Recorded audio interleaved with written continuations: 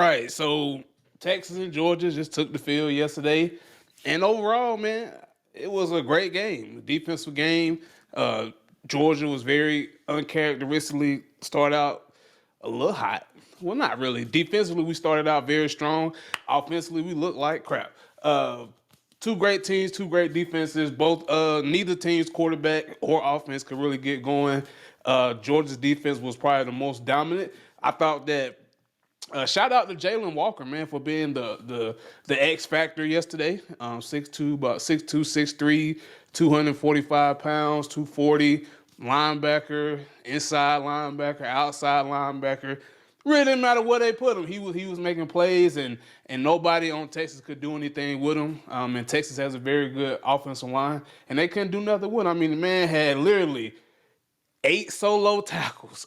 All right, 8 solo tackles, 3 sacks, 3 tackles for loss, a fumble recovery. He was the absolute X factor that night. Georgia's offense, like I said before, was terrible. Like Carson Beck, I know. I remember. Let me tell y'all something.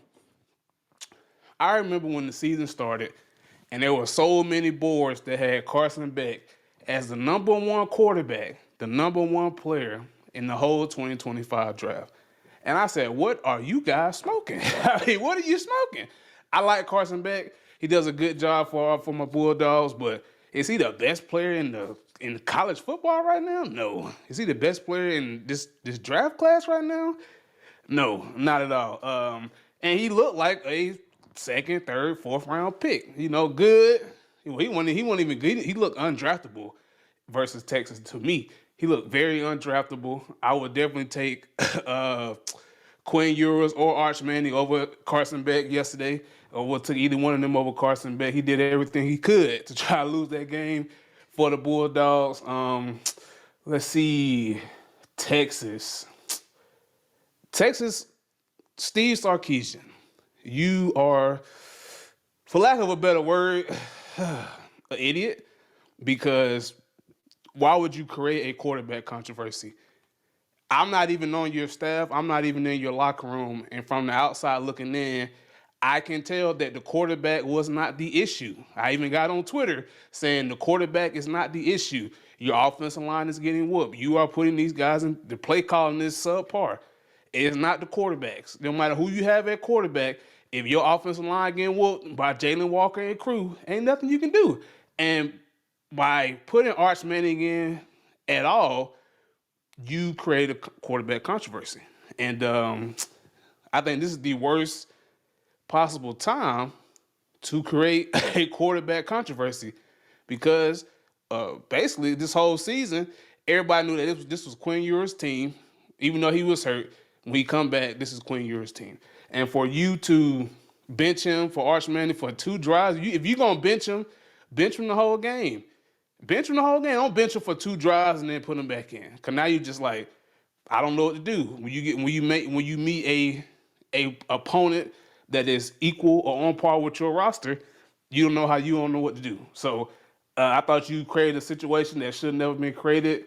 And to the experts, Booger and Orlovsky, y'all sit here pounding the table for Arch Manning at halftime. I'm like, you're down 23 points. Arch Manning's legs are not going to win you this football game. Quinn Ewers' arm can win you this football game, but Arch Manning's legs are not. I repeat, N-O-T not going to win you this football game. Y'all talked about Arch Manning at halftime like he was RG3, like he was Cam Newton, like he was Jaden Daniels, like he was Lamar Jackson. He does not have those kind of legs. Yes, he's a better athlete than Quinn Ewers. That ain't hard to do. That is not hard to do. Is he going to win you the game? Let me tell y'all something. Arch Manning's athleticism is great. If you in zero coverage, all the cornerbacks have turned their backs, and the pressure you sent missed, and you get to step up and take off. Great athleticism. But he is not finna beat you with his legs in zone coverage. People looking right at you, waiting for you to make a move. He don't have that kind of speed. He don't even have Danny Dimes kind of speed. So y'all tripping. The Texas defense, man, I think they played a great game overall. Anthony Hill. I told y'all about Colin Simmons.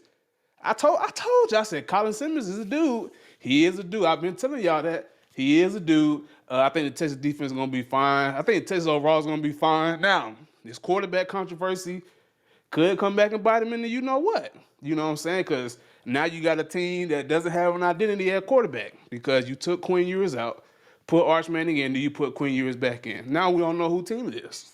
We don't know. Arch has played well this year. Quinn Ewers has played well this year and last year. You know what I'm saying? So now you got a controversy. I don't know what y'all gonna do.